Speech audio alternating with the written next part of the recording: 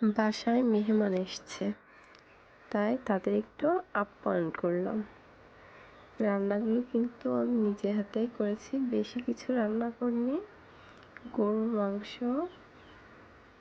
ছোট মাছ চচ্চড়ি, ডাল দিয়ে চর্বি দিয়ে আর ডিম সিদ্ধ করে ভাজি করেছি।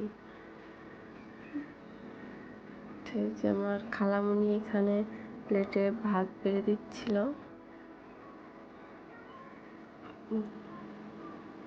আমরা সবাই এখন একসাথে বসে খাওয়া দাওয়া করব। আমাদের বাসায় ডাইনিং টেবিল নেই, তাই আমরা নিচে ফ্লোরে বসেই খাচ্ছি। ইনশাল্লাহ একদিন আমাদের বাড়িটা অনেক সুন্দর সাজানো গোছানো থাকবে।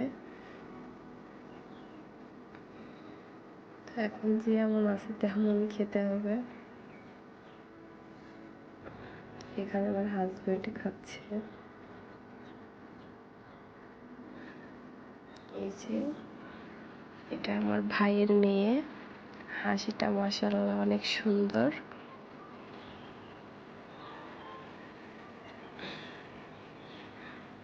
আমার হাজব্যান্ড এখানে পায়ের নলিটা খাচ্ছিল, সে দেখাচ্ছিল।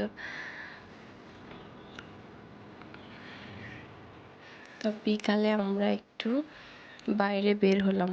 আমাদের বাসার সাইডে নদী আছে, তো আমরা নদীর পাড়ে গেলাম সবাই মিলে। সেখানে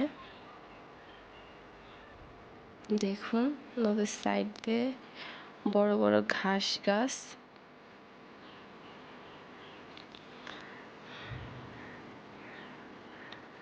পুরো নদীর সাইডটা দিয়ে এমন ঘাস।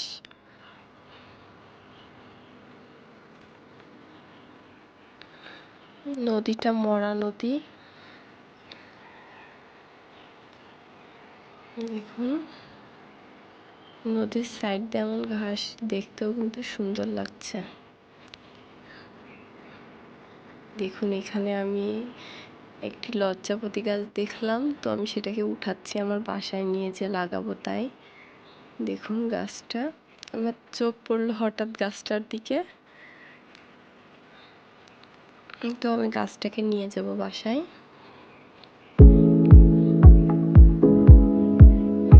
দেখুন আমি কিন্তু পাতার গায়ে হাত দিয়েছি, এই কারণে বুঝে গেছে পাতাগুলো। এখানে আরো ফুল গাছ ছিল, তো আমি দেখছিলাম আর কিছু নেওয়া যায় কি, কিন্তু গাছগুলো অনেক বড় ছিল যার কারণে আমি নিতে পারিনি। দেখুন আমার ছেলে, সে এখন সানগ্লাস পরবে, তার নানিকে বলছিল।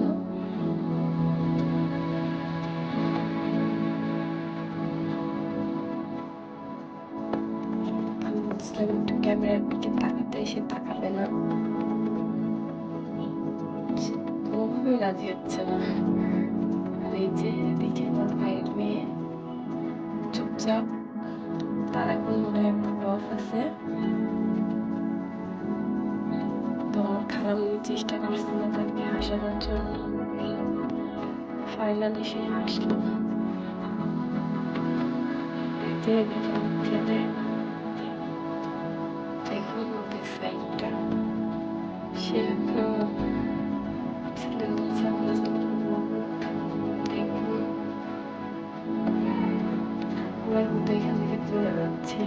আমার ছেলের হাঁটার স্টাইলটা দেখুন একটু, সে অনেক দুষ্টুমি করে সারাদিন, পাকা পাকা কথা বলে সারাদিন।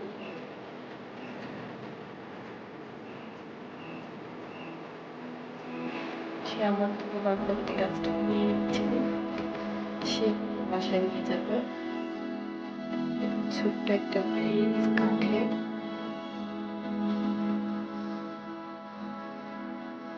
তো এখান থেকে নাম ছেড়ে দিল। আমি এখানে ফুলের বীজ আছে, সেজন্য আমি এখান থেকে ফুলের বীজ নিচ্ছি, বাসায় লাগিয়ে দেবো। গাছ আমার অনেক পছন্দ, আমার বাসায় কোনো জায়গা নেই লাগানোর জন্য, টাকা দিয়ে বাজারে কিনতে পারবে। এটা হচ্ছে আমাদের কবরস্থান, সবাইকে একদিন যেতে হবে। কারণ টেরেসের মধ্যে